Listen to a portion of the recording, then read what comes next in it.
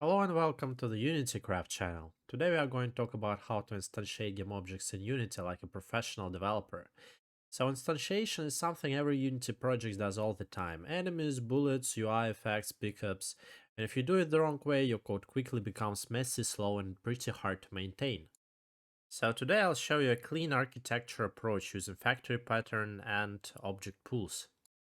So you might have a question, why we need factories instead of instantiating objects everywhere in the code like this? The answer is that it's way better to have a central place responsible for objects creation. This is called a factory. In my little project I just have one factory for all instantiated objects like HUD, player and enemies, but in serious projects there must be several factories. So let's look at the factory fields and structure first. First we have an asset provider. This object loads prefabs for us. In my project, I use Unity Addressables, but you could also use Resources folder, ScriptableObjects, or your custom loader. The asset provider simply loads asset by address in my case. And I'll show you how it works. So in other words, your factory needs to get prefabs from somewhere. So in my case, I use Unity Addressables, but it's up to you how you want to do that. Next, we have static data. So static data is configuration stored in scriptable objects in my case. For example, enemy health, damage, attack cooldown, enemies prefabs. So this keeps configuration outside the code. So I'll show you some scripts about that.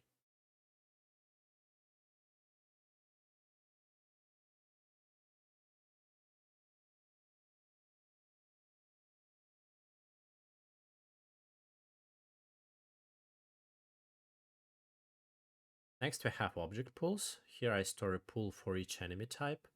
So if you need more pools, for example, bullets, we could add another one over there. Then I cache important objects that were instantiated by the factory, and finally I keep a list of all created objects. This list allows us to easily destroy everything when the level ends or when the player dies. In case you're a beginner and you don't exactly know what an object pool is, I'll make a brief explanation of this topic. So, an object pool is a system where we reuse objects instead of creating and destroying them. So, instead of doing this every time, we do something like this.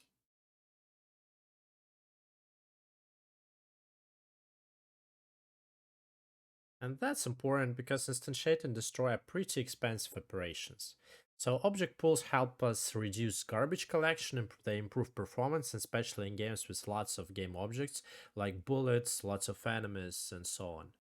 So Unity introduced a built-in pool class in Unity 2021. So here is how we initialize our pools.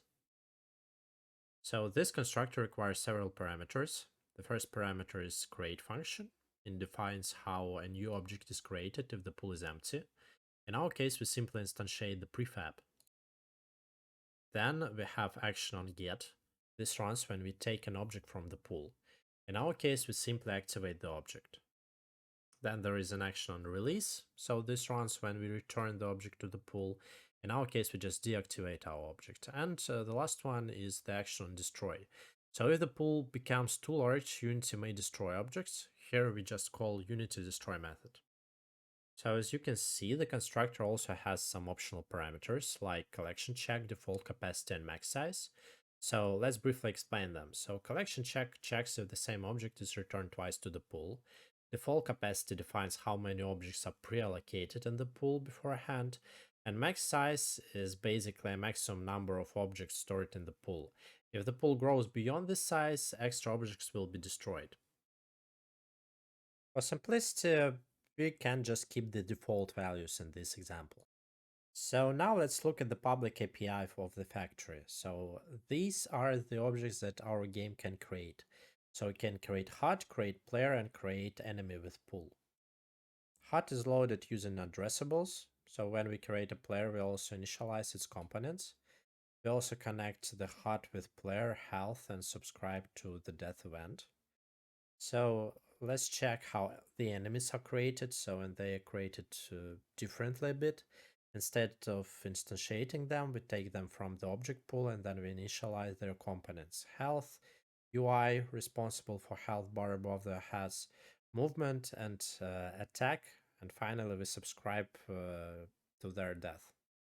Factory also has a cleanup method. This method clears all pools and destroys created objects. We call it when the player dies, the level ends, or when we change scenes. So let's check all the script one more time.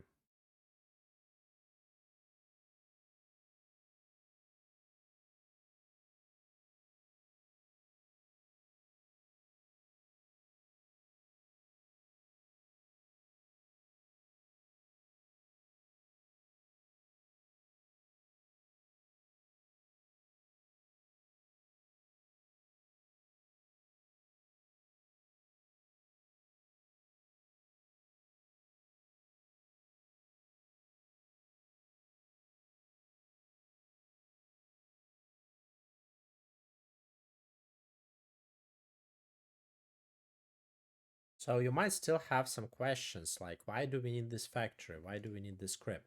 So we need it because it gives us centralized instantiation. All objects are created in just one place. Then it's clean architecture. Game systems don't care how objects are created, they just ask factory, and factory creates them and constructs these objects and their components. Then it's easy debugging. If something is instantiated incorrectly, you know exactly where to look.